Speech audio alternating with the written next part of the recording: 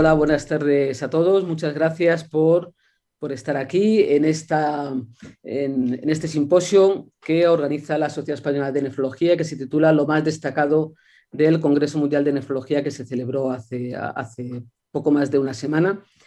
Y quería introducir a mis coponentes, que los tenemos aquí en pantalla. Ignacio Cornago, del Servicio de Nefrología del Hospital de Galdacao, que nos va a resumir todo lo que se ha hablado sobre enfermedad renal crónica y nefropatía diabética. La doctora Nuria Areste, del Servicio de Nefrología del Hospital Virgen de Macarena de Sevilla, nos va a hablar de las novedades en diálisis o lo que ella ha considerado más novedoso. Y el doctor Borja Quiroga nos va a hablar de glomerulonephritis y fracaso renal agudo. Si queda algo de tiempo, yo contaré algo de anemia y del trastorno del metabolismo óseo y mineral. Quería hacer algún comentario en estos pocos minutos que tengo de introducción, y es que en este simposio, este webinar que organiza la SEN, hay que agradecer en primer lugar a la Sociedad Española de Nefrología por esta iniciativa, que a mí me parece muy importante, que busque a expertos que en 15 minutos sean capaces de condensar todo lo que es un congreso que dura varios días. Y por supuesto, agradecer el apoyo de la industria, a AstraZeneca y a Esteve, que sin ellos este tipo de actividades pues no se pueden llevar a cabo. Quería presentaros cómo es este congreso en estos tiempos tan convulsos en los que estamos, en que todo tiene que ser virtual. Desde el punto de vista de cómo moverse por las distintas zonas del congreso es bastante intuitivo. Luego, a la hora de buscar los diferentes simposios no es tan intuitivo, pero bueno, es un abordaje que se ha hecho bastante bien. Para poner en magnitud qué es este Congreso Internacional de Nefrología, quería daros algunas cifras, y es que han sido 97 sesiones distribuidas a lo largo de 9 días, 12 simposios de la industria, en un congreso muy peculiar porque no tenía comunicaciones orales y sí había comunicaciones en forma de pósters. El número de los pósters que se pueden ver todos en este número de Kidney International Reports, pues es un poquito superior a los de cualquier congreso anual de la SEN. Y si tuviera que decir cuál es mi opinión sobre este congreso, como puntos positivos, yo creo que es un congreso que permite el acceso online a todas las conferencias en cualquier momento. Esto está muy bien. Todas las conferencias están subtituladas en inglés, y eso permite seguir a los ponentes, sobre todo de países en los que el acento es complicado. Y además había una posibilidad de interactuar con asistentes y ponentes mediante un sistema de networking al final de las exposiciones. El temario, como punto un poco en contra, me parece que ha sido muy desequilibrado. Había áreas de la nefrología que no estaban representadas en los simposios, y el sistema de búsqueda de información, bueno, pues era un poquito abigarrado. Y sin más, voy a dejar paso, porque ya son prácticamente las 6:05, al primero de los ponentes, que va a ser Ignacio Cornago. Pero antes, que se me olvidaba decir que tenéis un sistema de preguntas y respuestas, un sistema de preguntas a través de la web, lo tenéis ahí en la pestaña que hay a la derecha del monitor. Yo os aconsejo que vayáis haciendo las preguntas a lo largo de las presentaciones. Yo las iré recopilando y las haré al final de las 4 exposiciones. Es conveniente que en las preguntas, si podéis poner a quién dirigís cada pregunta, aunque se deducirá por el tema, eso será siempre importante. Las 4 presentaciones van a ir una detrás de otra, y cada uno de mis compañeros ponentes van a ir anunciando al ponente siguiente. Y sin más, el primer ponente es el doctor Ignacio Cornago, que va a comentarnos los avances en enfermedad renal crónica y nefropatía diabética. Ignacio. Bueno, buenas tardes a todos. Muchísimas gracias a la SEN por la invitación. Simplemente comentaros que daré 2 pequeñas perlas sobre patologías que llevan a la enfermedad renal crónica, relacionados quizá un poquito con alguna actualización que ha habido, y luego me centraré probablemente en los últimos 10 minutos en la enfermedad renal diabética, donde de verdad a día de hoy están los hot topics de la nefrología, o por lo menos del riesgo cardiovascular en la nefrología. La primera cuestión que os quería comentar es sobre el Alport. La doctora Torra el último día nos comentó lo infradiagnosticado que está la enfermedad de Alport y la heterogeneidad que tiene en la clínica. Es muy fácil poder diagnosticar un ALPOR si hay afectación extrarrenal, afectación renal progresiva, o tenemos unos antecedentes familiares importantes que nos hagan que se sugiera esta patología, pero sobre todo en determinados subtipos, como puede ser el ALPOR autosómico dominante, la heterogeneidad de la clínica, que nos puede llevar desde asintomático a tener clínica extrarrenal, lo hace muchísimo más difícil. Por motivos como ese, ha cambiado incluso también los criterios y la forma de diagnosticarlo, diciendo que cualquier variante genética que altere las cadenas alfa-3, alfa-4 o alfa-5 del colágeno tipo 4, independientemente del grado de afectación renal o extrarrenal, podría ser un síndrome de ALPOR. La doctora Torra nos plantea este paper con este artículo que todavía no está publicado en el American Journal of Kidney Disease, de pacientes autosómicos dominantes. Son unos casos, 252 pacientes, 82 familias, autosómico dominante, ya sea afectación del alfa-3 o del alfa-4 del colágeno tipo 4, y nos expresa clínicamente cómo los ha visto. El 92% presentaron microhematuria, y fijaos, el 65% tenían proteinuria, y de ese 65%, el 40% acabó en diálisis. De los que no tenían proteinuria, ninguno acabó en diálisis, de estos autosómicos dominantes. No había apenas afectación extrarrenal. La supervivencia media de los riñones fue de 67 años, pero en los pacientes que tenían proteinuria de 58, lo cual, como veis, hace que sea muy heterogénea la clínica, sobre todo importante como factor de progresión y de mal pronóstico la proteinuria.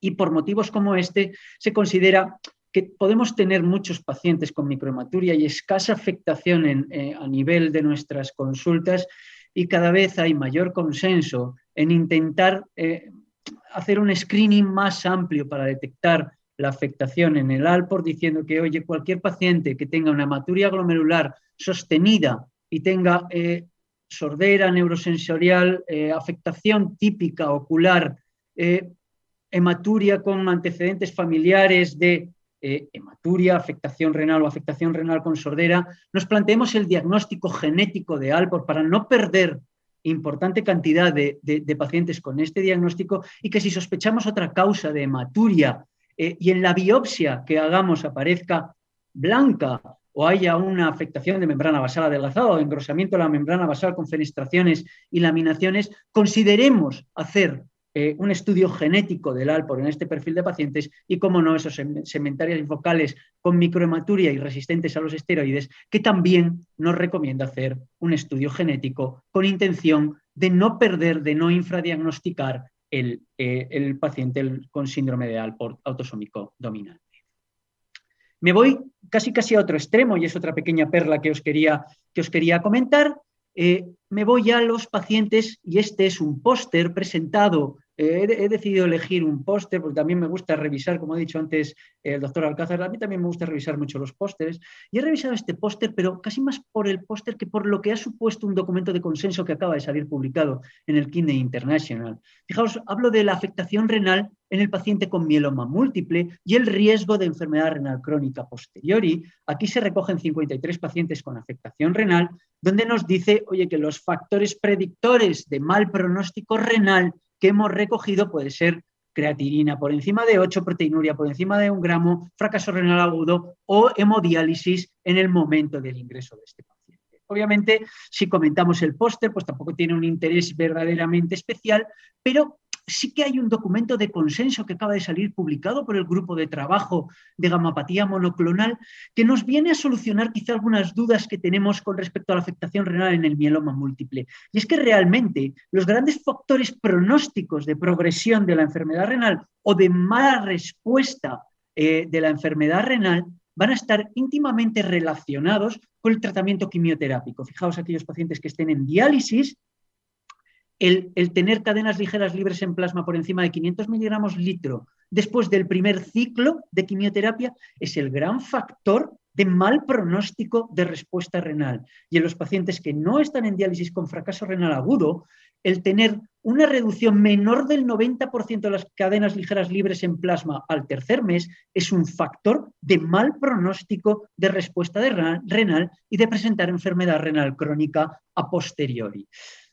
3 cuestiones nos viene a decir también este documento de consenso, donde, por cierto, la firmante del póster es una de las firmantes de este documento de consenso, nos viene a solucionar, o por lo menos a dar luz a 3 cuestiones que tenemos desde el punto de vista nefrológico, dudas con respecto al mieloma múltiple y la afectación renal. Una, ¿cuál es entonces el mejor tratamiento para evitar que mi paciente se quede con enfermedad renal crónica o se quede en diálisis? Un tratamiento agudo, precoz, buena hidratación, dosis de dexametasona y tratamiento quimioterápico precoz. Eso es lo mejor. 2, ¿dónde se queda la biopsia renal? Porque habitualmente, a no ser que tengamos alguna causa que nos pueda generar duda, en el momento que tenemos unas cadenas ligeras libres en plasma por encima de 500 miligramos litro, consideramos que podemos estar ante un riñón del mieloma.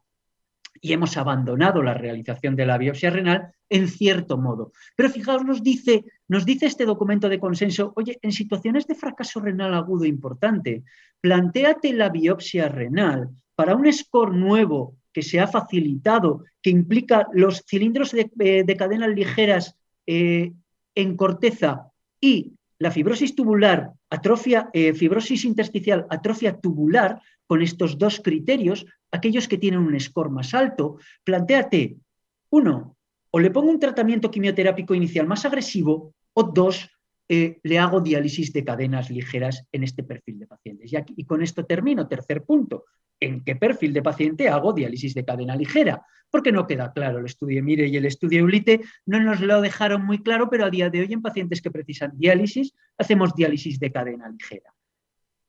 Pero también nos plantearía en pacientes con un score alto, como el que os acabo de comentar, y fracaso renal agudo, hacer diálisis de cadena ligera. Aunque, según este consenso nuevo, y con esto termino, se está abandonando un poco esa explosión que hubo con la diálisis de cadena ligera en favor de los anti-CD38, daratumumab, que probablemente este tratamiento pueda ir haciendo abandonar la necesidad de la diálisis de cadena ligera, o por lo menos reducir mucho su necesidad. Y me paso a la enfermedad renal diabética. Obviamente a día de hoy es donde se está moviendo y son los últimos 8 o 9 minutos los que me voy a dedicar a ello, porque allá por el 2001, tanto el estudio renal como el IDNT nos demostró que YECAS, ARA2, lo extrapolo a los YECAS, en enfermedad renal diabética establecida eran verdaderos nefroprotectores, pero ellos solos seguían manteniendo un riesgo residual de progresión renal verdaderamente importante. Y es que YECAS y ARA2 per se no son capaces de frenar a todos los niveles el daño renal producido por la diabetes, inflamación, fibrosis, hiperfiltraciones, alteración hemodinámica que conocemos y esas alteraciones metabólicas. Muchos han sido los tratamientos que han ido fracasando, pero a día de hoy ya tenemos un cuarteto de fármacos, YECA-ARA2, inhibidores de SGLT2, antagonista del receptor mineralocorticoide y agonista del receptor de GLP-1. De estos 3 últimos ha habido una actualización en algo de ellos en este Congreso Mundial y es en ello en lo que me voy a centrar. Sabemos todos, inhibidores de SGLT2, que desde 2015, tanto en PARREG como CANVAS posteriormente como DICLER, nos demostró en objetivo secundario y en pacientes con función renal normal y una media de cociente albúmina creatinina normal, frenar la progresión. En este caso, prevenir la afectación renal. Credence en el 2009 con canagliflozina en pacientes on top de bloqueo del sistema renina-angiotensina, todos con diabetes tipo 2, con un filtrado medio de 56 mililitros minuto y un cociente albúmina creatinina medio de 927 miligramos gramo, nos demostró en este perfil de paciente frenar la progresión de la enfermedad renal diabética. Y llegó el año pasado el estudio DAPA-CKD, que tenía una serie de curiosidades. El filtrado era entre 25 y 75, bajaba algo más que Credence el filtrado glomerular. Todos son top de bloqueo del sistema renina-angiotensina, cociente entre 200 y 5000 de cociente albúmina creatinina, y no todos los pacientes presentaban diabetes tipo 2. El 65% presentaba diabetes tipo 2, pero había un 35% de etiologías renales que no eran de diabetes. El objetivo primario era una caída del filtrado 50%, progresión de la enfermedad renal, muerte cardiovascular, con una reducción del riesgo espectacular del 39% a favor de dapagliflozina. Cuando lo subanalizábamos por subgrupos, el beneficio era en todos los subgrupos, incluido diabetes y no diabetes, y entre los objetivos secundarios que era un objetivo renal sin la mortalidad cardiovascular, muerte cardiovascular, hospitalización por insuficiencia cardíaca y muerte por cualquier causa, el beneficio era verdaderamente espectacular a favor de dapagliflozina. Pero en este congreso se presentaron dos subanálisis de este DAPA-CKD.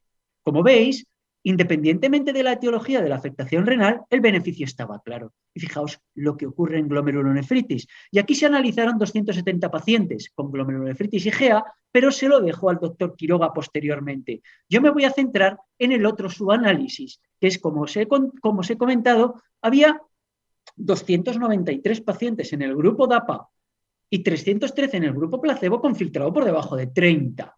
¿Vale? Un 13 y un 15% de pacientes. Y se analiza con respecto al resto de la población de este estudio, filtrados por encima de 30, qué ocurría en los objetivos tanto primario como secundario. Y como vemos, el objetivo primario que os he comentado, el beneficio, es independiente del estadio de función renal. La P-interacción no se modifica. Si lo subanalizo según la progresión de enfermedad renal, muerte renal o muerte cardiovascular, el beneficio se mantiene.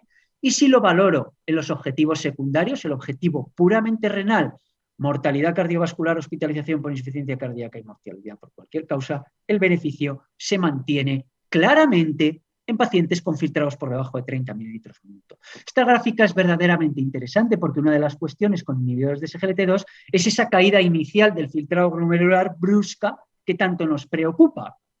Como veis, en aquellos pacientes que tenían filtrado por debajo de 30, la caída inicial es mucho más discreta, no nos debe preocupar, como atenúa la caída del filtrado glomerular independientemente, tanto con filtrado por encima de 30 como por filtrado por debajo de 30 mililitros minuto, exactamente igual, como frena la caída del filtrado glomerular, incluso en aquellos que estaban con filtrado por debajo de 30, genera más diferencia con respecto a placebo, es decir, el beneficio, incluso en este perfil de paciente, es verdaderamente categórico a favor de dapagliflozina sin más efectos adversos. Con lo cual, lo que nos dicen las guías KDIGO, oiga, utilice metformina con inhibidor de SGLT2 hasta filtrados de 30. Debemos utilizar por lo menos hasta filtrados de 30 y, como luego dice, no retirarlos si lo hemos puesto antes, porque el beneficio en este perfil de pacientes con filtrado bajo se mantiene. Un segundo análisis, una segunda novedad que se propone en este Congreso Mundial, como veis ahí, es el uso de análogos del receptor del GLP-1 como nefroprotector en la enfermedad renal diabética. Y aquí sí que Herspink, que nos hace un pequeño análisis que voy a intentar haceroslo en un minuto, dice, sí, análogos del receptor de GLP-1 nos han demostrado un beneficio en los subanálisis de la afectación renal cuando estaba la albuminuria de por medio. Cuando quito la albuminuria, no parece que haya tal beneficio y probablemente, o por lo menos el beneficio está más atenuado, probablemente porque el perfil de pacientes presentaba un filtrado glomerular altísimo. Y eso os lo muestro en esta diapositiva del estudio Excel. Cuando yo valoro exenatida versus placebo en el objetivo renal, caída del filtrado 40%, progresión de la enfermedad renal, ya veis que no había diferencias estadísticamente significativas. Pero cuando lo valoro según aumenta el cociente albúmina-creatinina, parece que análogo del receptor de GLP-1 en el perfil de paciente con más afectación renal puede ser mucho más nefroprotector. ¿Y cómo consigue hacer esto? Análogo del receptor del GLP-1, pues probablemente por su buen control metabólico, sobre todo en esa discreta caída de la tensión arterial sistólica, en el buen control de la glicada, en torno a un 50% de esta nefroprotección es por este beneficio metabólico, pero probablemente el otro porcentaje de la nefroprotección esté en su reducción de fibrosis, inflamación o en la mejora a nivel de la función endotelial, aquí indirectamente mostrada por ese aumento de la resistencia hiperémica que exenatida tenía versus placebo. Parece que inflamación, fibrosis puede ser su beneficio. Donde no se ve que hay un beneficio es en reducir la hiperfiltración porque no hay una caída inicial del filtrado glomerular como se observa con inhibidores de SGLT2. Acaba de salir publicado este artículo en el que se asocia canagliflozina con análogo del receptor del GLP-1 y como vemos hay un claro beneficio en todo el perfil metabólico, no así en la albuminuria, pero es muy probable que con el tiempo podamos ver cómo esta asociación con mecanismos nefroprotectores sinérgicos pueda significar un beneficio para el paciente con enfermedad renal diabética. Y termino con la última de las actualizaciones, el tercero en discordia, pero el último estudio en salir, que fue el Fidelio, con finerenona en pacientes con enfermedad renal diabética establecida. On top de bloqueo del sistema renina-angiotensina, cociente albúmina-creatinina medio 833 miligramos gramo, filtrado glomerular medio 44 mililitros minuto, y vemos que en el grupo finerenona hay un beneficio en el objetivo renal primario, que era caída del filtrado glomerular 40%, progresión de la enfermedad renal, muerte renal, reducción del riesgo el 18%, y en el objetivo secundario, MACE, hospitalización por insuficiencia cardíaca, una reducción del riesgo del 24%, con una reducción de la albuminuria en este perfil de pacientes que incluso era un 30% mayor que solo en los pacientes que tenían bloqueo del sistema de angiotensina. Y aquí se hacen dos subanálisis rápidos que os muestro en este Congreso Mundial.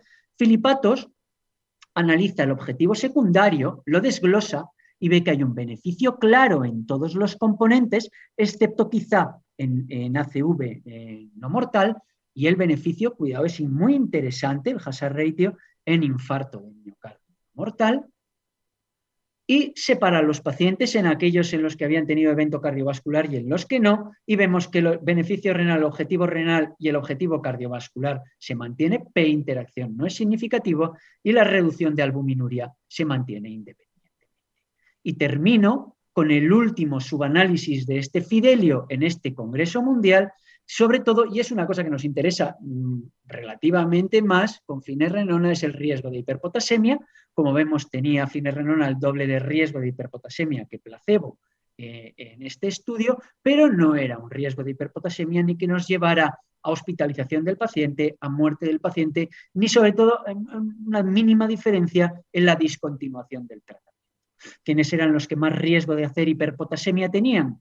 Aquellos que tenían el filtrado glomerular más bajo, aquellos que partían de un potasio más alto, aquellos que tenían albuminuria. De hecho, cada duplicación de la albuminuria aumentaba el riesgo de la hiperpotasemia un 12%, y con respecto a los tratamientos, aquellos que utilizaban beta bloqueante tenían más riesgo de tener hiperpotasemia al utilizar finerenona. Las dosis de bloqueo del sistema renina-angiotensina no aumentaban el riesgo y se reducía el riesgo con diurético de asa y una reducción muy interesante con inhibidores de SGLT2, algo que ya habíamos visto en el estudio DAPA-CKD. Cuando lo comparo con el resto de tratamientos utilizados con doble bloqueo que conocemos, vemos que el riesgo de hiperpotasemia, de discontinuar el tratamiento es mucho mayor tanto en el Altitude como en el Banefront que en el Fidelio, y además en el Fidelio hay mayor beneficio tanto cardiovascular como renal, y cuando lo comparo con el espironolactona en el estudio AMBER, como veis, el riesgo de hiperpotasemia es muchísimo menor. Con lo cual, y termino con esta diapositiva, a día de hoy tenemos un arsenal terapéutico para la enfermedad renal diabética que debemos utilizar porque no nos olvidemos, sigue siendo la primera causa de enfermedad renal crónica. Muchísimas gracias. Y doy paso a la doctora Nuria Aresté, del Hospital Virgen de la Macarena, Sevilla, que nos va a hacer los highlights en diálisis. Nuria, cuando quieras. Buenas tardes a todos. Muchas gracias por la invitación a participar en esta reunión. Yo voy a contar lo más destacado en diálisis de este congreso internacional. Voy a dividir la charla y voy a hablar brevemente de todos estos aspectos respecto a la hemodiálisis. Ha habido 3 charlas sobre acceso vascular y os voy a presentar las últimas guías, también algunas innovaciones respecto a este acceso vascular.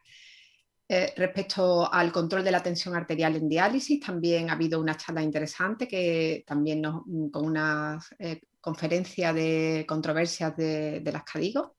Y ya en diálisis peritoneal, algunas innovaciones en la detección de peritonitis que nos preocupa tanto a los que nos dedicamos a esta técnica.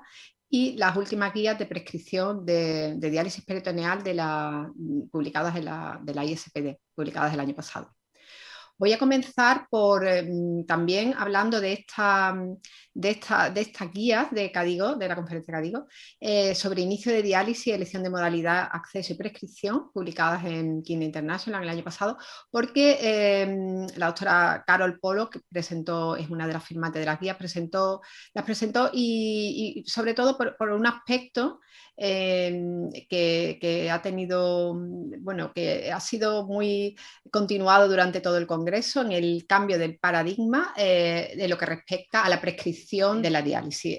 Pasar de lo que es el cuidado del paciente en diálisis centrado en la enfermedad al centrado a la prescripción centrada en la persona. ¿Cuáles son los principios de la prescripción centrada en la persona? Bueno, pues es administrar cuidados en el que tenga cabida todo el respeto y la dignificación de la persona.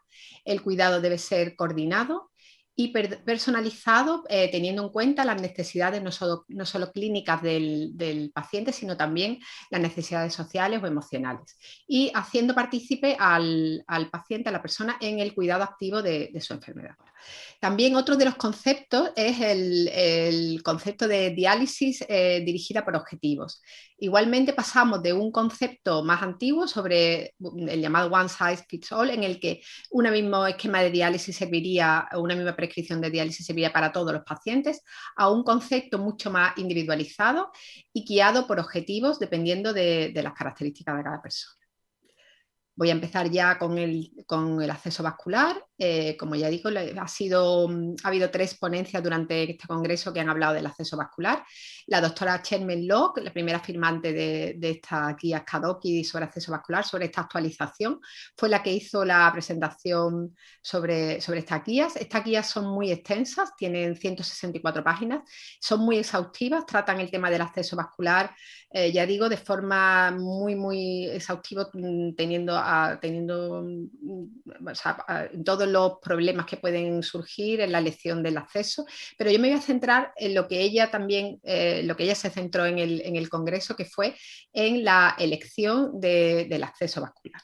También con esta visión que ya digo del paciente, de una visión de un abordaje centrado en el paciente y en sus circunstancias. Y vemos como desde las últimas guías, las del 2006, que se publicaron sobre acceso vascular, eran unas guías que eran altamente prescriptivas, en la que la fístula arteriovenosa nativa era el acceso preferido, por delante de la prótesis o del catéter venoso central. Vemos como esta nueva actualización ya no es tan prescriptiva o tan altamente normativa, sino que promueve un juicio clínico más complejo, es un poquito más complicado a la hora de la elección del acceso, y requiere una individualización de cada paciente, según lo que ellos llaman el ISKD Life Plan, o sea, un plan de cada paciente individual en el que debe ser revisado, actualizado y documentado en la historia clínica. El concepto clave, ya digo, es este ISKD Life Plan. Recordar que la enfermedad renal crónica es un continuo. Y ellos establecen 4 conceptos. Elegir el acceso vascular tiene que estar en el paciente correcto, en el momento correcto y de la forma correcta, ¿no? En esta gráfica que os he diseñado más o menos lo que ellos quieren decir, el plan sería el acrónimo de Patient Line Plan Access Need. El Patient Line Plan sería todo el paciente cuando entra en ERCA, habría que ya determinar qué técnica, lo que solemos hacer, determinar qué técnica de diálisis queremos usar con este paciente, y dependiendo de esa elección ya habría que valorar si se hace el acceso vascular o no. Posteriormente ese paciente puede ser que entre en una técnica o se trasplante, y todos esos cambios hay que estar continuamente valorando el acceso que necesita en ese momento y el acceso que va a necesitar más adelante. Aquí esta es la gráfica que aparece en las guías y que también nos presentó la doctora Locke. Vemos que no solo hay que pensar en el acceso, el primer acceso que queremos, sino también en el plan de vida del paciente, cuál es el siguiente acceso que él va a necesitar. Establecen como 4 momentos: el momento de ver cuál es el paciente, qué vamos a hacer con el paciente, con la elección, si se va a hacer diálisis peritoneal, si se va a hacer hemodiálisis. En segundo lugar, habría que contar con el equipo de cirujanos o radiólogos intervencionistas para ver qué acceso se va a hacer, dónde se va a hacer, cómo se va a hacer. En tercer lugar, tener un plan de contingencia con ese acceso y también contar con un equipo que cuide multidisciplinar, sería lo ideal para cuidar ese acceso. Y también tener un plan en el momento que falle ese acceso, cuál vamos a seguir, qué acceso vascular es el que vamos a utilizar. En las guías, y estas fotos son de las guías, ponen ejemplos de distintos pacientes con distintas características. No es lo mismo una paciente joven en que tiene como primera opción en su life plan, tiene primera opción el trasplante de donante vivo, en el que no se va a plantear la realización de ningún acceso. Otro paciente que sí que es un paciente a lo mejor que no tiene posibilidad de trasplante en ese momento, cuya primera opción va a ser hemodiálisis domiciliaria, pero es incumplidor o va a tener un inicio urgente, o se prevé que va a tener un inicio urgente. Bueno, pues por ejemplo, usar las prótesis de canulación temprana que están en desarrollo, o un acceso vascular, y posteriormente ya plantearse la fístula. O, por ejemplo, pacientes frágiles o con muy poca expectativa de vida, en el que quizá la primera elección no sería una fístula, sino podría ser una elección adecuada el catéter venoso central. En segundo lugar, voy a comentar algunas de las innovaciones sobre este tema del acceso vascular que ha habido. Hubo una charla específica de este tema, pero también en los cursos precongreso hubo unos vídeos que cuentan estas técnicas que ahora os voy a explicar. Muy interesante, la verdad. Respecto a la creación de la fístula, hay dos técnicas que actualmente están en uso, están comercializadas, de creación de fístula endovascular sin necesidad de cirugía. Una es el Webelin Q, que es un doble catéter que se introduce a través de la vena y de la arteria, y a través de radiofrecuencia se hace la fístula de forma endovenosa. Esta técnica se hace bajo control de Scopia. Y el otro dispositivo que actualmente está también en uso es el Ellipsis. Es un catéter único, un single catéter que mediante calor, mediante la energía térmica, introducido a través de la vena radial o de la vena cubital, hace la fístula radiocefálica, o la más frecuente suele ser la cubital, y ya está realmente en uso en muchos sitios. Otras novedades que ya no son tan novedades, este dispositivo, el Hero Device, se aprobó en el 2008 y tiene ya un largo recorrido. Es un dispositivo híbrido en el que se mezcla lo que sería un catéter venoso central con una prótesis, y se utilizaría para salvar estenosis venosa central. Tiene como cosa mala que es muy caro y que puede producir robo frecuentemente. Ya digo que podría tener su utilidad en la estenosis de venas centrales. Y también, como novedad, está ahora mismo en desarrollo cada vez materiales protésicos para hacer prótesis más biocompatibles. En esta imagen que os traigo es una prótesis que se desarrolla mediante bioingeniería, en el que en una estructura que es biodegradable se van a sembrar unas células humanas, que después se descelularizan y se pone la prótesis, se implanta la prótesis como acceso vascular, teniendo la característica que es muy biocompatible. Y como ya he comentado también antes, prótesis que pueden ser tempranamente utilizables, también están en desarrollo. Ya digo, esta se presentó en el 2017 y están en uso. Voy a presentar ahora brevemente también lo que se ha comentado sobre control de tensión arterial en diálisis. Lo ha presentado la doctora Flight, es primera firmante de esta conferencia de controversia de CADIGO, se ha publicado el año pasado en Kidney International. La hipertensión, la definición de hipertensión en enfermo en diálisis no está clara, porque ya que no existen ensayos clínicos en estos pacientes, toda la definición tenemos que basarnos en la de la población general.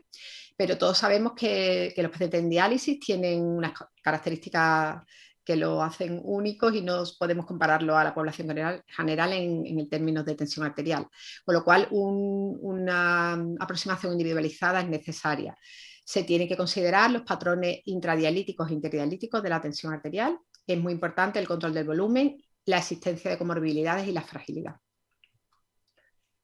En este metaanálisis se vio que el control de la tensión arterial disminuía la mortalidad de los pacientes en diálisis por todas las causas. Sin embargo, en este estudio piloto, en el que se randomizó a pacientes a un control muy intensivo de la tensión arterial para obtener tensiones prediálisis sistólicas de 110-140, se objetivó como esos pacientes que estaban randomizados a control intensivo de la tensión arterial tenían muchos efectos secundarios, como hipotensión intradiálisis y la aparición de calambres, náuseas y vómitos. ¿Cómo debemos medir la tensión arterial en diálisis? Bueno, pues lo ideal es medir que se mida en domicilio. Es la tensión que es la mejor predictora de mortalidad por todas las causas cardiovascular frente a la tensión arterial peri o en la diálisis. ¿Cuándo habría que medirla? Pues 2 veces al día y en la sesión de media semana, la sesión del medio. Pero esto a veces es muy complicado, a veces es complicado decirle a los pacientes que se midan la tensión en casa, y en este estudio, en el estudio en un 22% de participantes consiguieron mediciones adecuadas de esta tensión.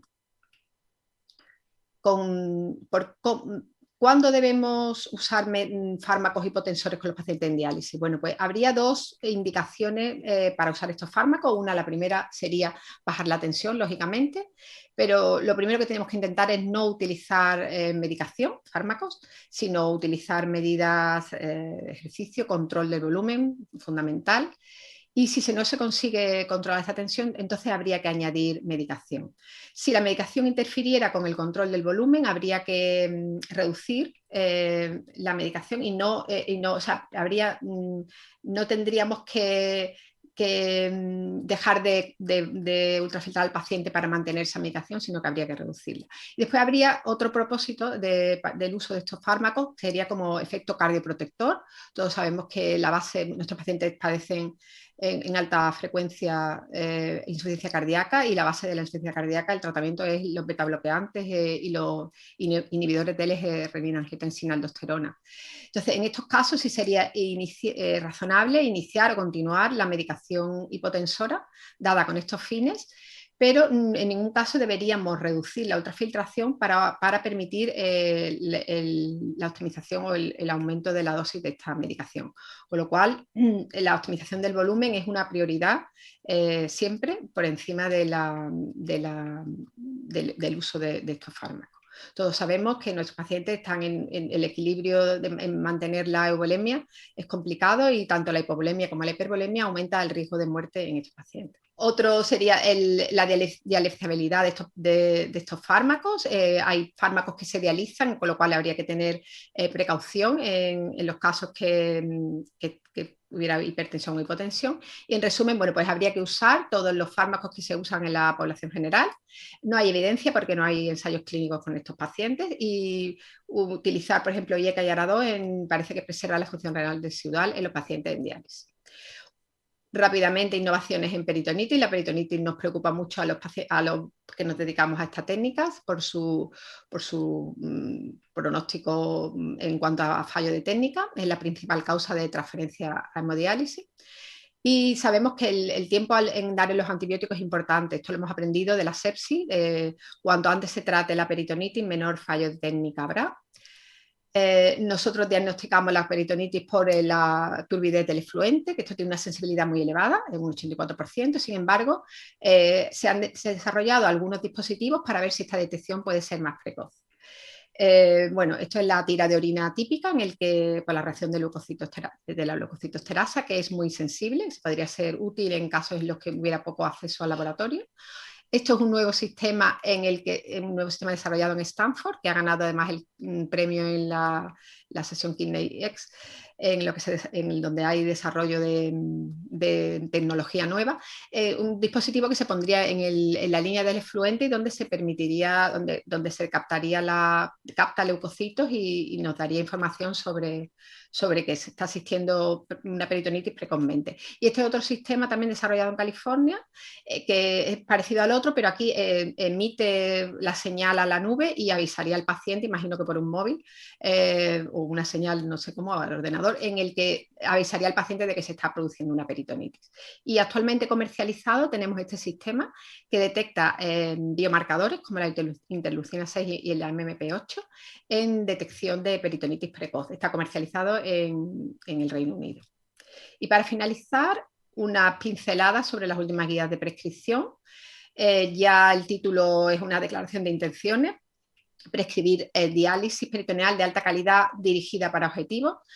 Y los objetivos, pues como ya he dicho al principio, es hacer una diálisis en el que tenga mucha cavidad la persona, la persona que se realiza diálisis y sus cuidadores, y dirigida a, bueno, como he comentado algo, sería una diálisis personalizada en el que haríamos que participara el paciente, midiendo síntomas que él nos diría, como son los PROMs, que están ahora muy de moda, personalizada no solo con el KTV, sino con otros objetivos, y participativa porque habría que tener en cuenta no solo la adecuación clásica de la diálisis, sino tener en cuenta otros conceptos. Haríamos una diálisis en la que el paciente debe ser educado en la elección, en la elección y saber en la prescripción que se le está realizando. También sobre su condición y su pronóstico vital. Es importante que las expectativas que pueda tener el paciente con esta diálisis, hay que ser claro con esas expectativas. Y darle la opción a discontinuar la diálisis en aquellos casos de fragilidad o situación ya terminal del paciente. Y que estaría guiada por los PROMs y por los PREMs, como ya digo, tan de moda hoy en día. La alta calidad de la diálisis que estaría indicada no estaría solo condicionada por el aclaramiento de moléculas pequeñas, el famoso KTV, sino que tendría en cuenta otros conceptos como el bienestar del paciente, por supuesto el estatus de volumen, el estado nutricional, el manejo de la anemia y del metabolismo mineral.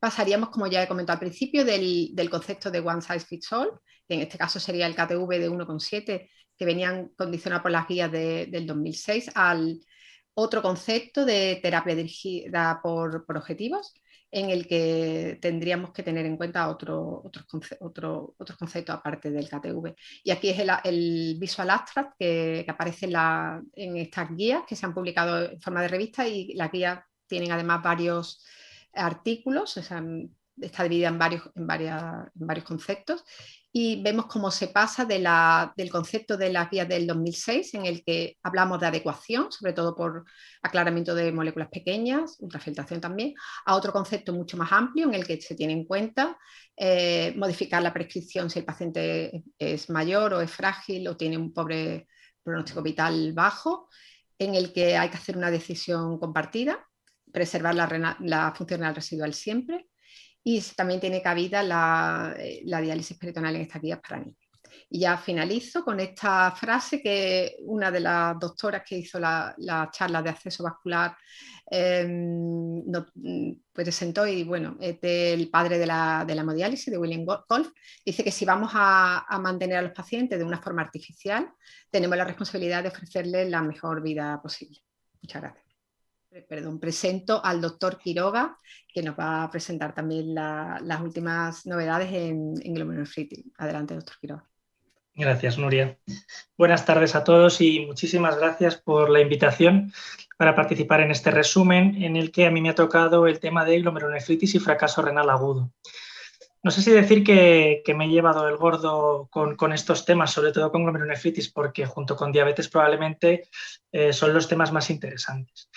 Voy a dividir la charla, como no puede ser de otra manera, hablando primero de las enfermedades glomerulares y posteriormente del fracaso renal agudo. Charlas interesantes sobre glomerulonefritis son las que tenéis en pantalla. En ellas, sobre todo, lo más relevante ha ido de la mano de la nefropatía IgA. Hablaremos un poquito de la esclerosis focal y segmentaria y vamos a dar un pequeño apunte sobre un ensayo clínico muy pequeñito presentado en la sesión de jóvenes sobre la nefropatía membranosa. En cuanto a la IgA, empezamos por el principio, que es la proteinuria. Acostumbrados a tomar un punto de proteinuria como un marcador pronóstico, en este congreso se nos ha invitado a cambiar un poco el paradigma de las determinaciones únicas de proteinuria para establecer el riesgo de progresión de la enfermedad renal. De esta manera, y en un artículo publicado en febrero de este mismo año en el JSON, los autores que presentaron este trabajo comentaban cómo no es tanto la disminución de la proteinuria como el tiempo que la proteinuria remite en la nefropatía IgA lo que predice el riesgo de desarrollo de enfermedad renal. Así, por cada 3 meses de remisión se consigue una reducción del riesgo de progresar a enfermedad renal crónica terminal de 9%. En cuanto a las dianas de la nefropatía IgA, se ha hipotetizado sobre numerosas de ellas. En modo fisiopatológico se han comentado, por ejemplo, el uso de antagonistas del receptor de la endotelina, la activación del complemento y los fármacos que son capaces de bloquearlo, la activación de células B. Todo ello, bueno, pues como decía, un poco espiritualmente, sin que haya datos muy contundentes actualmente sobre la progresión de la nefropatía IgA.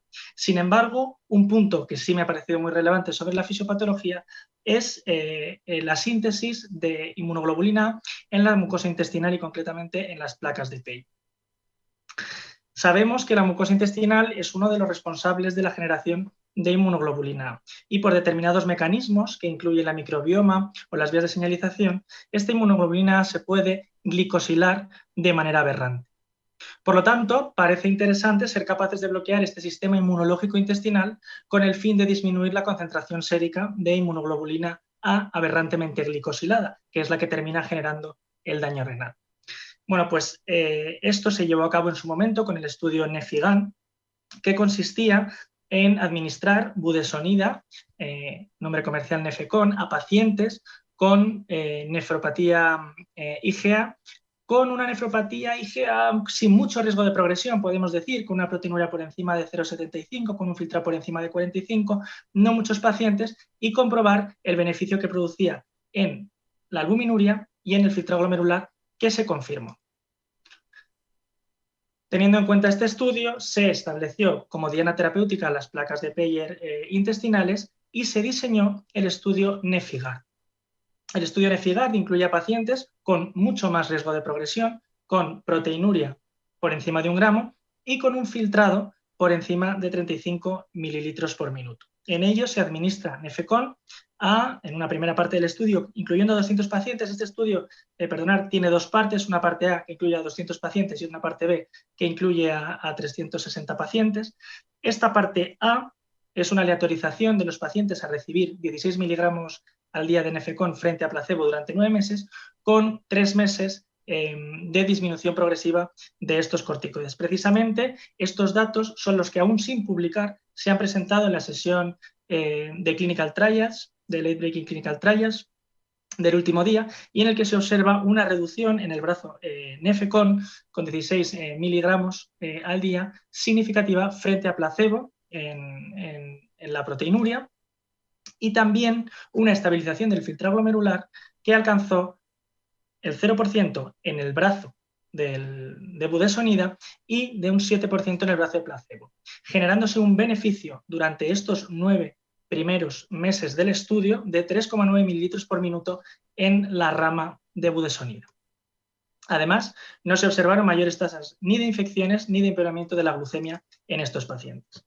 Uno de los estudios más esperados de todo el Congreso también se presentó en esta misma sesión, aunque se fueron dando perlas a lo largo de todo el Congreso sobre él, fue el subanálisis, como ha comentado antes el doctor Cornago, el subanálisis del DAPA-CKD, estudio que, como todos ustedes saben, incluyó a pacientes con enfermedad renal crónica, diabetes y no diabetes a recibir dapagliflozina 10 miligramos versus placebo, pues se subanalizó a aquellos pacientes que tenían una nefropatía IgA de base, que alcanzaron 270 pacientes, lo que suponía un 6%. Bueno, pues el objetivo combinado del estudio lo pueden ver en la pantalla, tremendamente significativo, una reducción del riesgo del 70% en los pacientes que recibieron dapagliflozina frente a los pacientes que recibieron placebo para el objetivo combinado que se definió con el resto del estudio, 50% de reducción del filtrado glomerular, enfermedad renal crónica terminal o muerte cardiovascular y renal.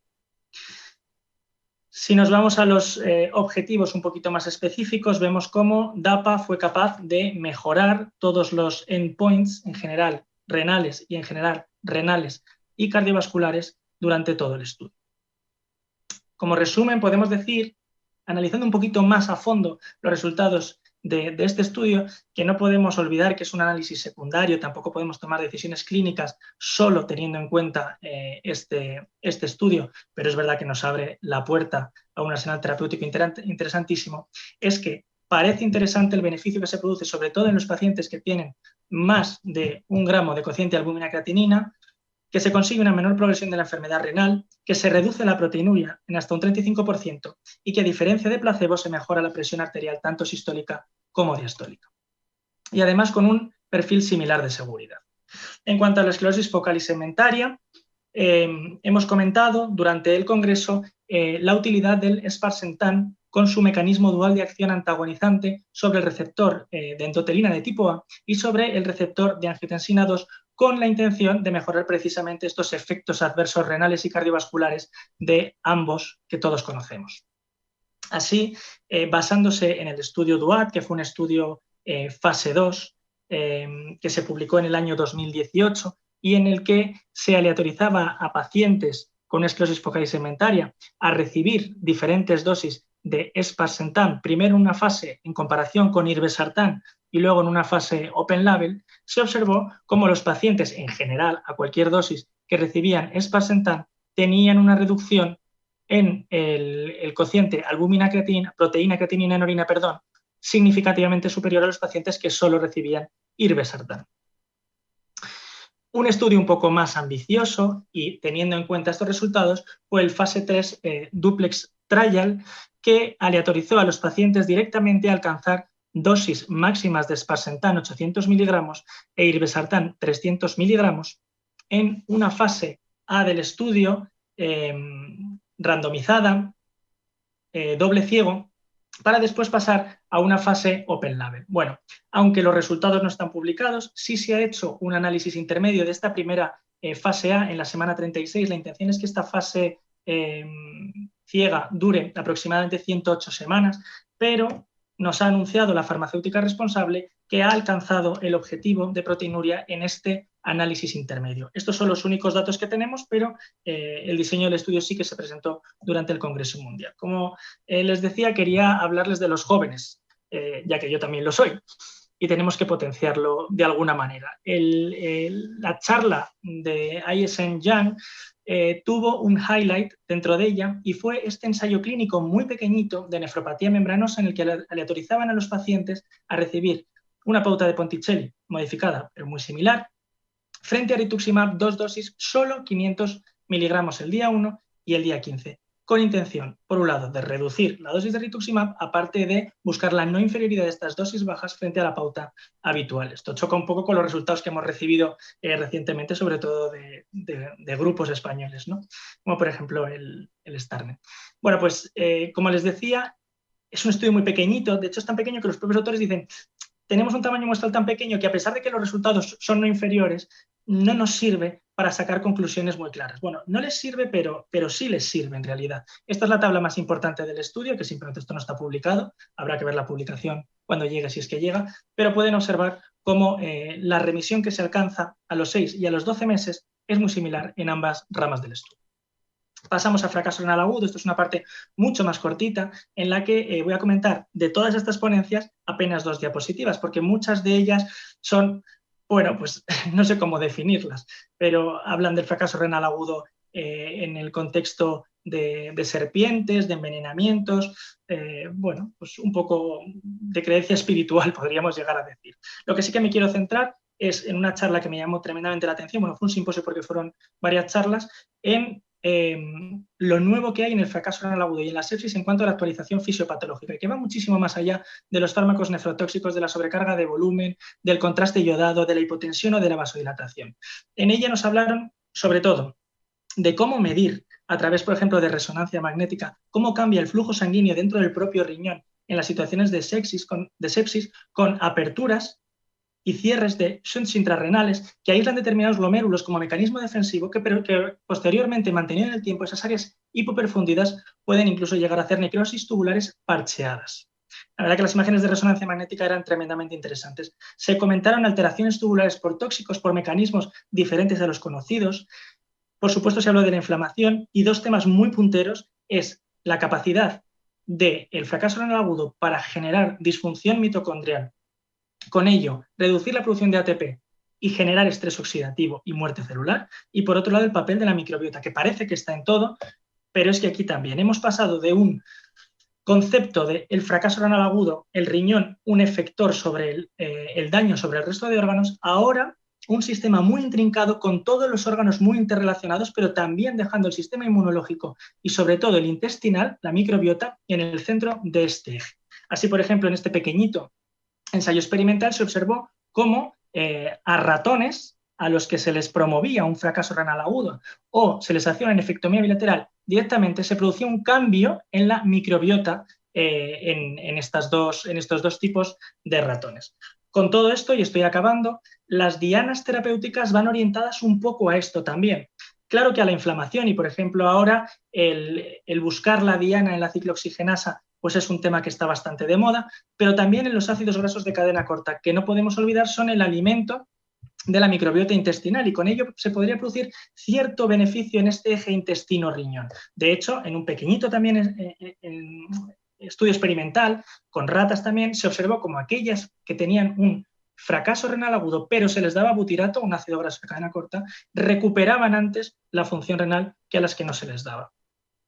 Se han explicado algunos mecanismos un poco más complicados, con moléculas un poco más complicadas, con intención de reprogramar células para evitar este movimiento hacia la profibrosis que se produce en el daño renal agudo mantenido, y todo ello con intención de mejorar esta frase tan chula que me gustó mucho, que es mejorar la resiliencia tisular, promoviendo el fitness metabólico de las células tubulares. Por supuesto, se habló del fracaso renal agudo en la COVID-19, y de esto no pienso hablar nada porque ya todos nos lo sabemos, y cómo todos los mecanismos inflamatorios, tormenta de citoquinas, daño endotelial, trombos, daño pulmonar por neumonía, daño miocárdico, favorecen que haya más fracaso renal agudo, y esto condiciona un empeoramiento de la supervivencia de los pacientes que tienen COVID-19. Y esta es mi última diapositiva para animaros a conocer esta iniciativa solidaria súper interesante, iniciada en el 2015, que se llama Zero by 25, y que tiene por objetivo conseguir 0 muertes prevenibles en el mundo por fracaso renal agudo en el año 2025. Hay un paper inicial de kick-off de lanzamiento de este proyecto. En el año 2015 se publicó en Lancet, y se ha hecho un proyecto piloto que también está publicado ya en los países Malawi, Bolivia y Nepal, en el que hay 4 meses de observación de la población a los que se quiere prevenir precisamente esto, 2 meses de educación y 6 meses de intervención con nefrólogos que van a esos centros, y los resultados, la verdad es que son bastante significativos. Esto se ha extrapolado al resto de África. Sudáfrica es el centro de este proyecto, con nefrólogos de la ISN allí, y bueno, hicieron un llamamiento para todo aquel que quisiera participar. Muchísimas gracias por su atención, y les dejo con el moderador y siguiente ponente, Roberto Alcázar. Muchas gracias, Borja. Mientras comparto pantalla para el último bloque, recordar a todos los asistentes que podéis lanzar vuestras preguntas a través de la plataforma en el apartado que hay a la derecha. Gracias por aguantar hasta este momento. Estos son los 3 temas que voy a tocar en la presentación. No había mucho de anemia, algo había, y prácticamente no había nada de metabolismo óseo mineral. Y si entro en el primer apartado, que es el de la anemia, pues recordaros que ha salido en este mes de abril un suplemento del Kidney International, que es la ISN, la que organiza el congreso del que estamos hablando, que es un monográfico sobre la anemia, muy orientado a los nuevos fármacos para el tratamiento de la anemia, pero que yo os aconsejo porque es muy completo y hace una revisión histórica de cómo ha ido la evolución farmacológica de todo lo relacionado con la anemia en el paciente con enfermedad renal. Y ahondando en el congreso y en la anemia, quizás una de las charlas que más me han gustado es esta charla, la charla Brenner-Dirks, que es una sesión plenaria en la que el doctor Radcliffe, que os recuerdo que es Premio Nobel de Medicina del año 2019, precisamente por lo que versa esta charla, por los trabajos de investigación para mejorar la comprensión de los mecanismos de sensar el oxígeno a nivel celular. Y el doctor Radcliffe, que es un nefrólogo, a lo largo de 15 minutos de charla nos lleva a un viaje de investigación que lleva más de 15 años en los que fueron dilucidando poco a poco cuáles eran los mecanismos por los cuales, tanto en el riñón como en el hígado, sobre todo en el riñón, se sensa el oxígeno, pues el factor inducible por la hipoxia, el hecho de que desencadena unas respuestas que no son fosforilación de proteínas, sino que es una hidroxilación de un residuo de prolina y todos los efectos secundarios. No puedo resumirla porque no tengo tiempo, pero si tenéis oportunidad de verla, la verdad es que es una auténtica delicia. Y quizás lo más relevante sobre la anemia es este simposio de la industria que hubo en el Congreso, simposio moderado por la doctora Levin, en la que se hablaba fundamentalmente de fármacos y se introducía el concepto de aquellos fármacos que estabilizan el factor inducible por la hipoxia, que es el HIF, y básicamente el HIF tiene dos componentes, el HIF-alfa, que en condiciones de oxigenación se va a hidroxilar y se va a degradar, pero en circunstancia de hipoxia se va a internalizar en el núcleo, se va a unir a la subunidad beta y va a producir todas las cascadas de respuesta para mejorar la anemia. Pues bien, los fármacos que van a actuar estabilizando el HIF lo que van a evitar es esta hidroxilación del residuo de prolina del HIF. Las respuestas generadas van a ser no solamente la de el aumentar la producción de EPO, que es lo que hacen las EPOs clásicas, sino que van a aumentar el transporte de hierro por la médula ósea, van a aumentar la movilización de hierro de los depósitos corporales y, muy importante, van a aumentar la absorción de hierro del tracto gastrointestinal. Y otra de las grandes ventajas de este tipo de fármacos es que su administración es vía oral. Pues bien, el doctor Provenzano hizo un resumen de la evidencia que tenemos de estos fármacos en los ensayos clínicos. Habló de estos 4 fármacos, fundamentalmente del roxadustat, que son fármacos que ya llevan un tiempo de implementación porque están autorizados y se usan en práctica clínica en países de Asia, fundamentalmente China, Japón, también hay un país sudamericano que tiene estos fármacos. Hizo una consideración sobre la farmacocinética que me parece muy interesante, y es que no todos son iguales porque su vida media es muy variable. De hecho, la vida media más alta del roxadustat es lo que podría permitir una posología más similar a lo que estamos utilizando con las EPOs, y recordemos, son fármacos que se dan vía oral. La eficacia de estos fármacos ha sido contrastada, tanto en pacientes que no están en diálisis comparado con placebo, como en pacientes en diálisis comparados con eritropoyetinas. Consiguen mantener en el tiempo una respuesta de hemoglobina estable, disminuyendo la necesidad de transfusiones y disminuyendo los requerimientos de hierro, probablemente por el aumento de la absorción intestinal de hierro que inducen estos fármacos. Quizás uno de los aspectos más controvertidos y más interesantes son la seguridad cardiovascular de estos fármacos. Y en los estudios, cuando se juntan los resultados de varios ensayos clínicos, lo que comentan es que en pacientes que no son dependientes de diálisis, el perfil de seguridad sería similar al de placebo. Recordemos que en pacientes que no están en diálisis, las eritropoyetinas lo que muestran es un aumento del riesgo cardiovascular, especialmente cuando se utilizan altas dosis. Pues bien, esto que nos afirman aquí sobre el roxadustat, pues hoy mismo sale un ensayo clínico, se publica en el New England sobre el vadadustat en pacientes con anemia que no están en diálisis. Hay otro trabajo también en diálisis, que lo que viene a decir es que si bien se conseguía el objetivo de que era no inferior a la EPO en pacientes que no están en diálisis, en la eficacia hematológica no consiguieron el criterio preespecificado de no inferioridad respecto a la seguridad cardiovascular porque hubo más eventos en el grupo tratado con vadadustat. Si a esto le sumamos el hecho de que con el roxadustat la FDA le ha pedido información adicional sobre los hallazgos de los ensayos clínicos sobre seguridad cardiovascular, pues yo creo que se abre un debate en la literatura que responderemos probablemente en los próximos años sobre si estos fármacos son seguros o si, al igual que ocurre con las EPOs, hay que tener cuidado en pacientes de alto riesgo cardiovascular. Como son fármacos que ya llevan utilizándose tiempo en Asia, pues la Sociedad Nefrológica de Asia da unas guías en un número muy reciente de la revista Nephrology, que la resumo en titulares. Viene a decir que estos fármacos son alternativas a la EPO en el tratamiento de la anemia renal en todo tipo de pacientes, que, y esto es interesante, En pacientes que no están en tratamiento en hemodiálisis, sugieren utilizar el hierro oral para represionar el hierro por el aumento de absorción intestinal que inducen estos fármacos. Y en pacientes en diálisis, bueno, pues se puede usar hierro oral y si no mejora utilizar el hierro intravenoso.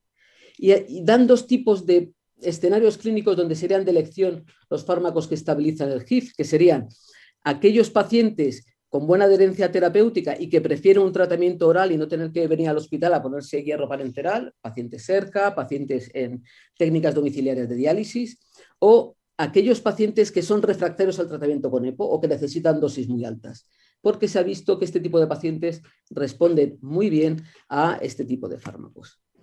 Pasando a los pósters, había muchos pósters sobre este tipo de fármacos, aquí los pongo en titulares, no puedo entrar en ellos, pero sí hacer dos comentarios. El primero es que el roxadustat en pacientes, tanto que están en diálisis como los que no, mejoran la anemia independientemente de inflamación. Hace un estudio en en quintiles de PCR y la respuesta de mejorar la anemia se es mantenida independientemente del grado de inflamación, cosa que no ocurre con las EPOs.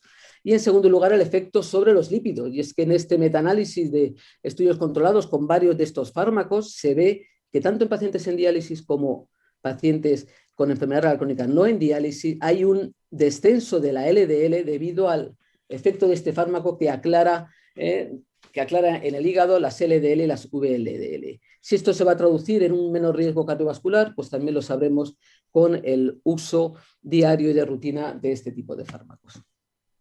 Una pincelada para acabar la anemia es sobre el uso del hierro, el hierro parenteral. Si os acordáis, el estudio Pivotal, que ya está publicado, nos dijo que una estrategia proactiva de dar hierro para mantener ferritinas y saturaciones de transferina muy altas versus una actitud reactiva, que es dar hierro solamente cuando empieza a bajar de unas cifras determinadas, mejoraba un objetivo primario, que eran eventos cardiovasculares, un combinado, y además disminuía la dosis necesaria de eritropoyetina. Pues bien, los autores de este trabajo hacen un subanálisis en donde se plantean si es este evento primario que se ve en este efecto beneficioso desde el punto de vista cardiovascular, ¿se debe solo a que hay menos dosis de EPO o hay algo más? Pues lo que vienen a decir en un estudio estadístico un poquito complejo es que el efecto beneficioso sobre el riesgo cardiovascular no es únicamente porque se da menos dosis de EPO, sino que también hay un efecto beneficioso a través de mecanismos que tienen que ver con la administración de hierro. Por tanto, ¿administrar hierro a altas dosis mejorará el riesgo cardiovascular? Pues lo sabremos también en un futuro. Paso al metabolismo óseo mineral, ni un solo simposio sobre este tema, y fijaros que ha llenado un montón de páginas de otro tipo de eventos nefrológicos. Así que voy a destacar algunos de los pósters que he visto que me han llamado la atención. Uno es un metaanálisis de estudios controlados sobre la eficacia de la vitamina D en pacientes con enfermedad renal crónica para disminuir el riesgo de fractura, y el mensaje final es que no disminuye el riesgo, al igual que ocurre siempre con la vitamina D, que los ensayos clínicos y los metaanálisis nunca demuestran un efecto beneficioso sobre umbrales de impacto, con lo cual no está claro que esta estrategia nos sirva para disminuir las fracturas en nuestros pacientes. Este otro póster tan colorido que viene de India nos viene a decir que el usar alendronato a dosis bajas, es medio comprimido cada semana, mejora parámetros de densidad ósea a los 6 y 12 meses en todo tipo de pacientes con enfermedad renal crónica, si bien no hubo diferencias ni en la incidencia de fracturas ni en la calcificación vascular. Otro trabajo sobre el tenapanor, que es, como bien sabéis, un fármaco que disminuye la absorción intestinal del fósforo porque bloquea el transportador del fósforo intestinal, y que tras el ensayo clínico Normalize, que demostró su eficacia, la extensión a largo plazo con o sin sevelamer se ha demostrado una estrategia segura para mantener a los pacientes normofosfatémicos. Estamos hablando de pacientes en diálisis. Y por último, este otro póster que me pareció muy novedoso, porque es en un caso muy grave de calcifilaxis en una mujer de 34 años refractaria al tiosulfato. Fijaros qué imagen se ve aquí. El tratamiento con células mesenquimales de líquido amniótico permitió a lo largo de un año de tratamiento, tanto intravenoso como intramuscular, como en parches, mejorar y curar las lesiones. Es una cosa que tendremos que tener en cuenta en casos muy graves de calcifilaxis. La última parte de estas perlas sobre el Congreso Mundial de Nefrología, sobre la hiperoxaluria primaria. Hubo un simposio de la industria muy interesante en la que el doctor Salant del Mont Sinaí nos contó 2 ensayos clínicos sobre el uso de un nuevo fármaco para tratar la hiperoxaluria primaria.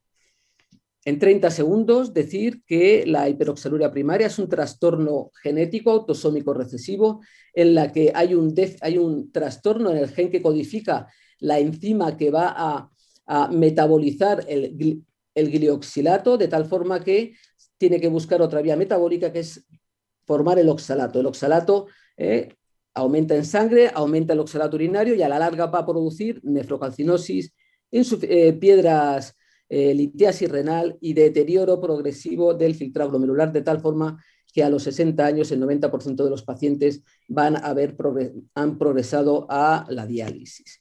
El tratamiento actual es poco eficaz, consiste en hidratación, alcalinizar la orina, vitamina B6 y el trasplante riñón-hígado, que es un tratamiento curativo del déficit enzimático en casos ya avanzados. Pues bien, se publican los resultados del estudio con este fármaco, Lumasiran, que es un nuevo tipo de fármacos que se llaman los RNA interferentes, que consisten en fragmentos de RNA que no se van a unir a una proteína, no bloquean proteínas, sino que bloquean el RNA que va a codificar la proteína, en este caso la enzima que va a producir ácido glioxálico, con lo cual no se produce y al no producirse pues se va a disminuir la producción de oxalato. Se administra vía subcutánea y ya está autorizado por la EMA desde noviembre del 2020. No sé si está comercializado en España, entiendo que no, pero ya está autorizado por la Agencia Europea del Medicamento. Se presentan 2 ensayos clínicos. Uno es un estudio controlado doble ciego en 39 pacientes mayores de 6 años y el otro es un estudio abierto en 18 pacientes menores de 6 años.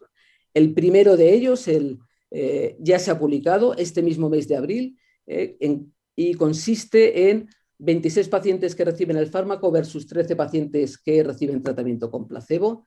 El descenso en la producción de oxalato, en la eliminación urinaria de oxalato, es visible desde el primer mes de tratamiento y como datos exploratorios, menos incidencia de cólicos nefríticos y disminución de la nefrocalcinosis en los pacientes tratados con el fármaco. Y en el estudio en niños lo que se ve es que hay también en el seguimiento un descenso importante en la producción de oxalato. Me parece que es 2 ensayos muy interesantes que nos abren la puerta a una enfermedad rara, pero que hasta ahora no tenía ninguna respuesta terapéutica por nuestra parte. Yo termino, se me olvidaba decir que el efecto, los eventos adversos fueron prácticamente inexistentes, solamente locales, en forma de eritema y dolor en la zona de inyección. Por tanto, termino esta presentación dando las gracias a mis coponentes por sus excelentes presentaciones, dando las gracias a la Sociedad Española de Nefrología por organizar este tipo de eventos y a AstraZeneca y Esteve por su generosidad a la hora de financiarlos. Invito a que abran el vídeo el resto de mis compañeros y tenemos pues 15 minutos o 20 minutos para las preguntas que consideréis oportunas. Tenemos una pregunta para ti, Borja, de la doctora Cabero, y pregunta si se comentó algo en los trials de Sparsentan sobre eventos adversos, ya que en su experiencia el 12 de octubre, al incluir pacientes varones en estos estudios, parece bastante frecuente la disfunción eréctil. Teniendo en cuenta la edad de estos pacientes, con glomerulonephritis esclerosante focal primaria puede dar bastantes problemas de adherencia. ¿Cuál es tu opinión o qué se ha dicho en el Congreso? Claro, no se ha dicho mucho. Si es que el problema es que se hizo una revisión del DUET, que tampoco lo pusieron como background para contar luego el estudio duplex, y este estudio duplex solamente se contó el diseño. Así que de momento la única información que tenemos sobre el beneficio ha sido una nota de prensa. Así que no te puedo responder a esa pregunta, la verdad, porque no se contó, no se ha comentado. De hecho, es un análisis intermedio que yo no creo ni que se llegue a publicar. Esperarán al final de esta primera fase del estudio, que va a durar 108 semanas. Estos resultados que yo he comentado son 36 semanas. Supongo que es un análisis de seguridad el que han hecho aquí en medio y habrá que esperar las 108 semanas. Muy bien, muchas gracias. Yo tengo alguna pregunta para Ignacio. Me gustaría saber, me ha resultado muy interesante lo relacionado con la diálisis en pacientes con mieloma y con cadenas ligeras. Estoy de acuerdo contigo en que hubo una explosión inicial de pacientes que dializábamos con varios tipos de dializadores, con cutoff alto, con cutoff medio.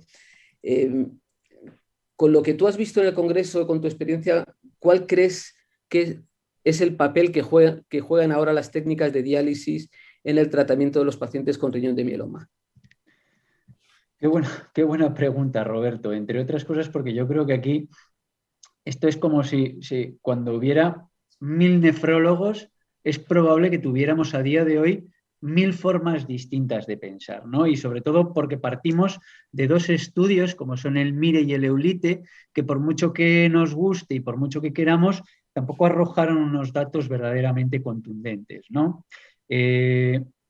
Si usamos el sentido común, dializar al paciente con high cutoff, hacer diálisis de cadena ligera, tiene todo el sentido del mundo en que aparentemente debería generar un beneficio.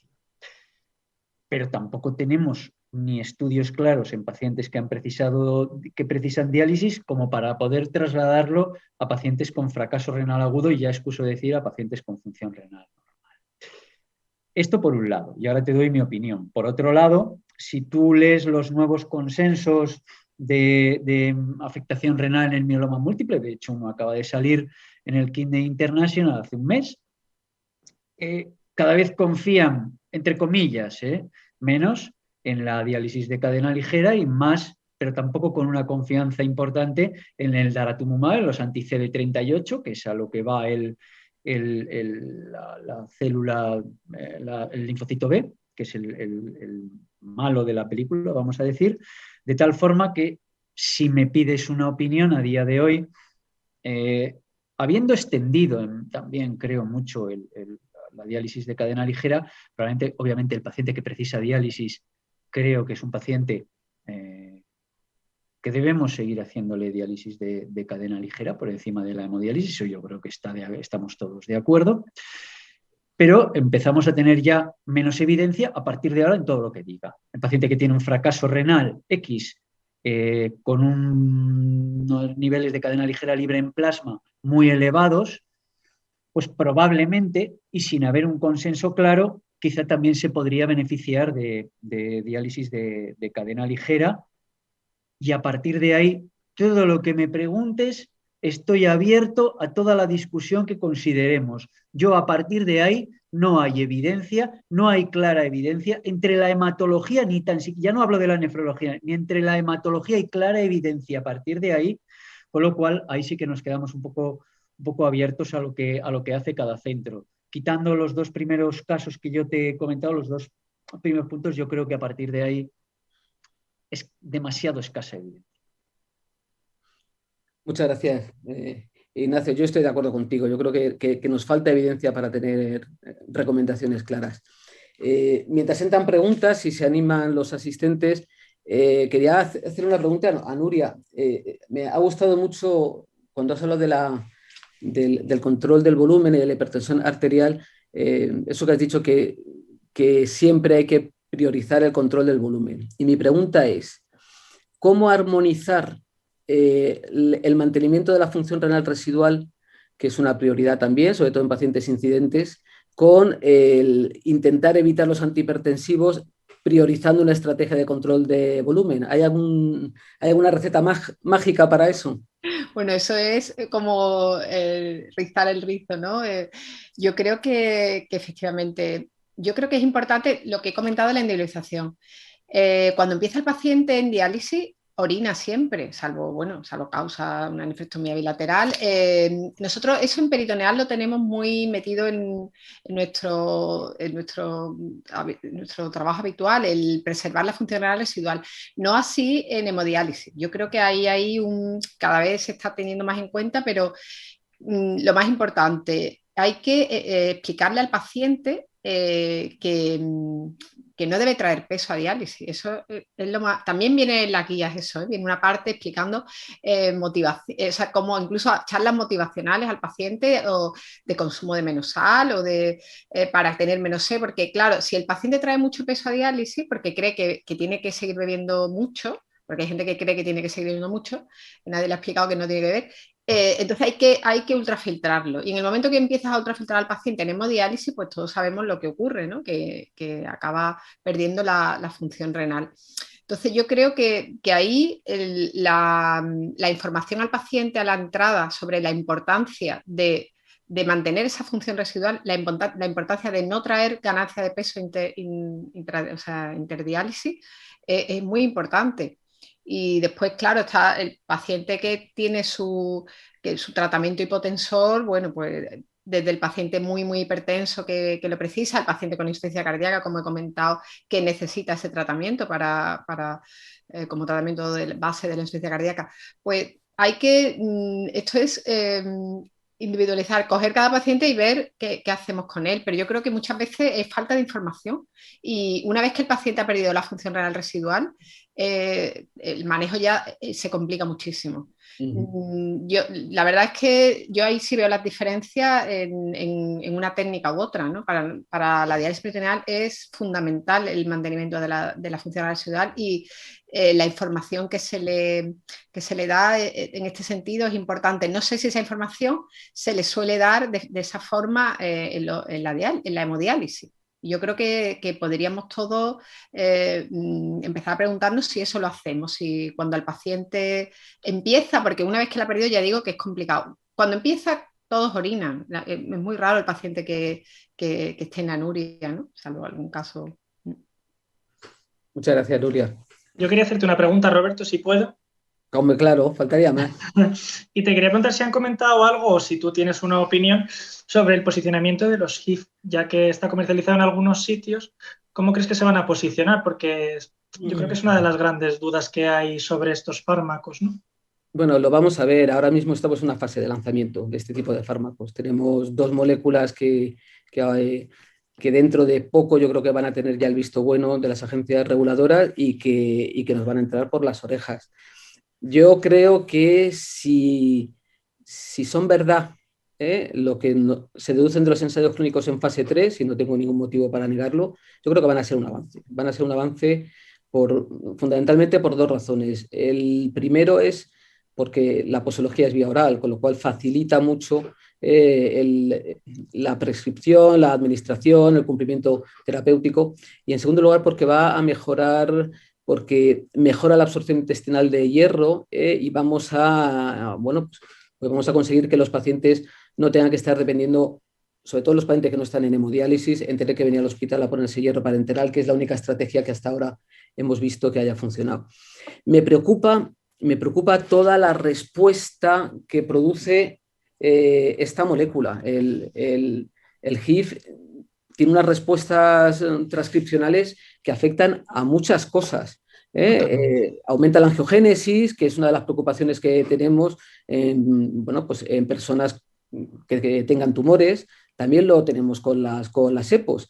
Y bueno, pues lo que venía en el simposio es que a las dosis que se utilizan, el efecto angiogénico parece que es mínimo, por lo que se deduce de los ensayos clínicos. Pero esa respuesta no la vamos a tener hasta que veamos la práctica real con el uso. Fijaros lo que nos está pasando con las vacunas, que de los ensayos clínicos a la práctica real media un abismo importante.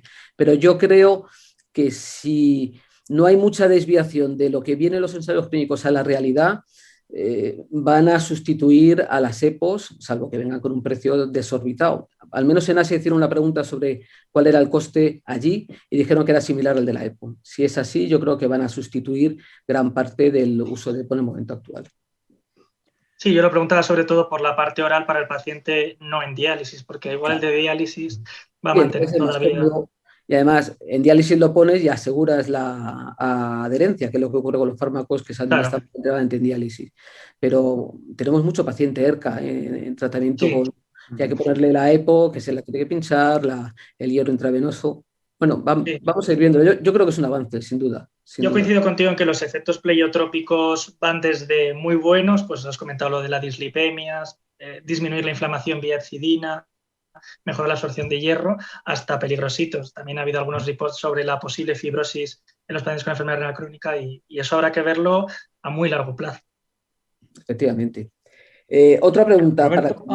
Sí, no, quería bueno, hacerle yo, no, que pregunte la audiencia, no, quería hacerle yo una pregunta a Borja, pero si no me la guardo para luego. Bueno, la pregunta, Borja, es, con todo lo que nos has contado sobre novedades en la nefropatía IgA, que es la nefropatía sobre la que siempre hay novedades y nunca hay un tratamiento eficaz, que es lo que pasa, hemos visto de todo tipo de terapias, en un paciente con nefropatía IgA, función renal razonablemente preservada y proteinuria entre medio gramo y un gramo y medio, ¿qué le prescribirías tú?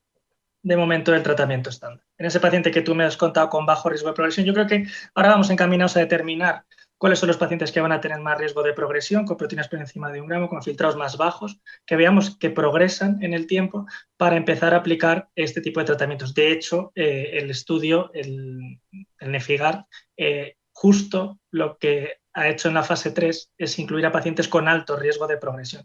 Yo creo que ese fármaco va a tener su sitio en pacientes que progresan rápido, sobre todo porque es un fármaco que tiene un efecto muy local, que no parece que promueva efectos adversos y al menos importantes. Como tú dices, veremos luego en vida real que los ensayos clínicos siempre son muy ideales para todo, pero ese fármaco sí que va a tener cierto interés y habrá que empezarlo a utilizar en gente que progrese rápido. De momento en el resto ahora no tenemos ninguna herramienta en la mano para poder utilizar ninguna otra cosa, por desgracia. Y lo mismo digo del DAPA-CKD en IgA. Apenas hay, si no recuerdo mal, en cada rama del estudio me parece que son 6 eventos y 20 eventos sobre un total de 130 a 140 pacientes. Son poquísimos. No es que sean aleatorios, es significativo y claro que lo es clínicamente y estadísticamente, pero no es un estudio diseñado para eso. Entonces hay que ser muy cuidadoso con los resultados de los ensayos clínicos. Muy bien. Iba Coincido yo con por ahí, lo dicho. Eugenio. iba, iba yo por ahí en lo que te quería preguntar, sí, porque es que la IgA es casi es entre el santo grial y el tratamiento de la IgA, no sé qué es más, no sé qué es más difícil de encontrar. Y entonces, claro, mi pregunta era dónde situábamos y si podíamos situar a día de hoy a dapagliflozina en algún sitio, porque, a ver, yo pienso, tanto el stop IgA como el testing, hemos probado los corticoides y tampoco, a ver, que los efectos adversos no son ninguna broma. Y con el Nefecon, pues hubo un porcentaje, yo pienso que sí hubo un porcentaje, no pero discretamente razonable, incluso de Cushing. Entonces, antes de llegar al tratamiento esteroideo, que tampoco ha sido la mayor maravilla, bueno, nada lo ha sido en la IgA, si podíamos situar y en qué perfil de paciente esa asociación YK2 con inhibidor de SGLT2, si tiene cabida. Ahora, es que ahora mismo no, la respuesta es la misma. Yo no, o sea, particularmente yo no me la jugaría prácticamente con ningún paciente saliendo de la ficha técnica a utilizar el fármaco como medicación especial. Quizá pues un paciente típico que ves que progresa a lo loco, pero ya sabes que ese paciente tampoco le va a curar el usar un ISGLT2. Es que ahora mismo, probablemente con el tiempo, pues alcanzará el posicionamiento que tiene en otras patologías en combinación con IECASORA2. Pero ahora mismo yo creo que no tiene cabida hasta que tengamos resultados mucho más fuertes sobre el pronóstico de los pacientes, sobre la progresión de la enfermedad renal, pero también sobre los efectos adversos. Y como os decía, si son pocos los pacientes que tienen, hay un desbalance entre los pacientes diabéticos en una rama y en la otra del estudio. Yo creo que de momento hay que ser muy cuidadosos. Igual dando los corticoides y dando el ISGLT2, bueno, vamos a compensar un poco la glucemia y nos va a salir bien el efecto neutro, pero más allá de eso, que es una broma, yo creo que hay que ser cuidadoso con la evidencia y esperar. Todos tenemos muchísimas ganas de poder tratar a nuestros pacientes con IgA de una manera en la que progresen menos, pero de momento es que el que progresa, progresa. Exacto. que el que progresa, progresa. Hagamos lo que hagamos, casi. Muy bien, son las 7:30. Tenemos una pregunta genérica que nos pregunta si se va a quedar grabada la charla. Yo entiendo que sí, que la Sociedad Española de Nefrología la colgará en su canal YouTube, bueno, pues cuando la tengan maquetada.